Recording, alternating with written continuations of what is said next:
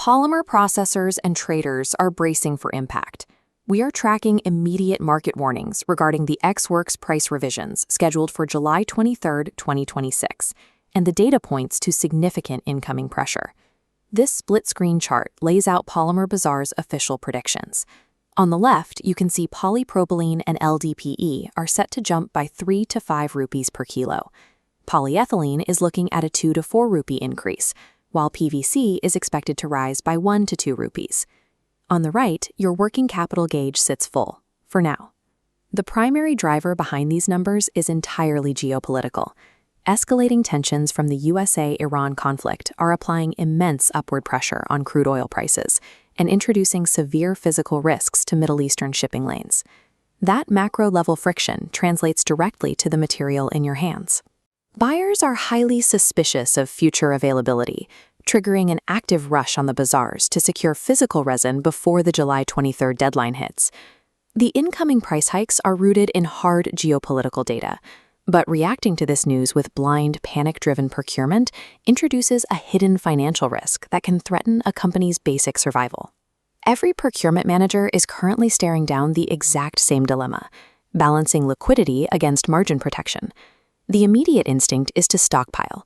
Buying bulk resin today at current rates shields your profit margins from that impending 1 to 5 rupees per kilo penalty. It looks like a clean victory on the spreadsheet, but that calculation ignores inventory holding costs. Storing extra raw material means paying for extended warehouse space, increased insurance premiums, and worst of all, tying up cash that your business needs to operate.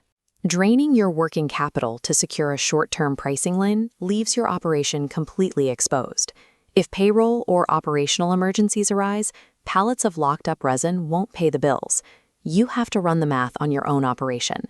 Does the actual cash saved by beating the hike outweigh the danger of running your daily operations with zero financial cushion? Surviving this July revision requires a cold, objective calculation of your return on investment. Acting on shortage rumors alone is how businesses go bankrupt while their warehouses are full. Let's break down the actual risk by category, starting with the most volatile, polypropylene and LDPE. Facing a steep 3 to 5 rupees per kilo jump, this is the high-risk tier. This intense price pressure is inextricably linked to soaring crude oil costs, driven by the escalating military buildup you see here. The baseline cost of manufacturing these specific grades is simply climbing. Open bazaar traders are keenly aware of this dynamic. Several PP grades are already facing lower availability, and traders are actively charging high-end premiums to release them.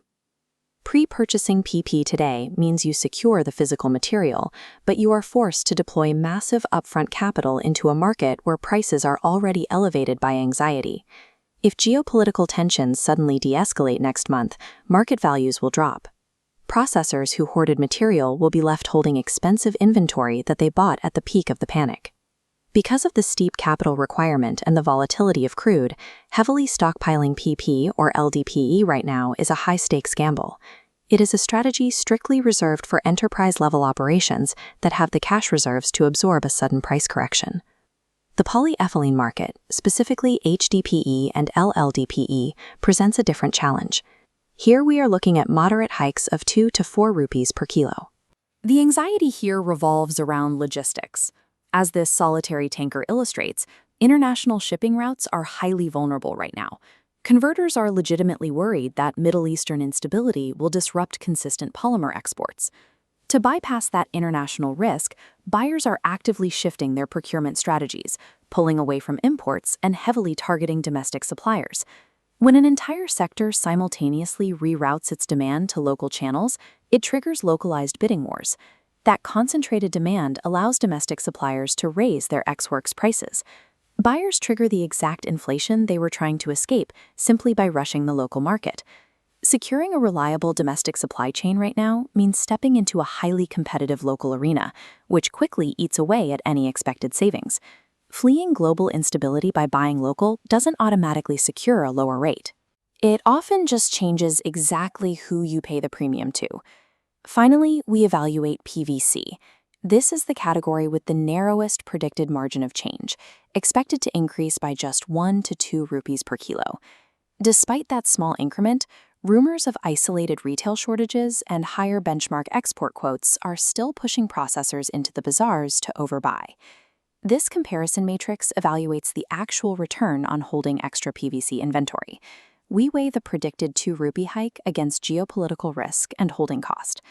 Factoring in warehousing, tied-up capital, and insurance over 2 months, holding costs outpace the savings. Mathematically, hoarding PVC right now, based solely on this July prediction, is a net negative financial play. You will spend more to store it than you save by securing it. Expanding your physical inventory creates severe logistical friction and drains capital. A minor price fluctuation simply does not justify that strain on your business. Part of the reason these minor fluctuations trigger such massive market responses is the sheer speed of modern data. Take Polymer Bazaar's AI chatbot, for example. By texting the word PVC to their dedicated WhatsApp number, traders receive comprehensive market updates directly to their phones in 5 seconds. This high-frequency data provides absolute market awareness. However, a constant stream of alerts can easily provoke reactionary, emotional procurement if you aren't disciplined. A daily notification about a minor price shift is not a mandate to abandon your carefully planned quarterly procurement strategy. Real-time data tools are designed to serve as compasses that inform your long-term math. They should never be treated as commands to execute immediate panic buys. So, taking all the geopolitical pressure, holding costs, and predicted hikes into account, how should you execute your July 2026 strategy? This decision tree simplifies the variables. First, identify your liquidity. Is cash flow robust enough for locked capital? If no, prioritize cash flow with a strict buy-as-needed strategy. If yes, you have capital to engage in strategic hedging, focusing on PP and LDPE to maximize ROI against steeper hikes. Keep in mind that while these figures are backed by Polymer Bazaar's comprehensive research, global markets remain subject to sudden fluctuations. Always apply independent business judgment to your specific situation. Surviving a volatile bazaar isn't about perfectly predicting the next price hike. It's about ensuring the core mathematics of your business can withstand whatever the market does next.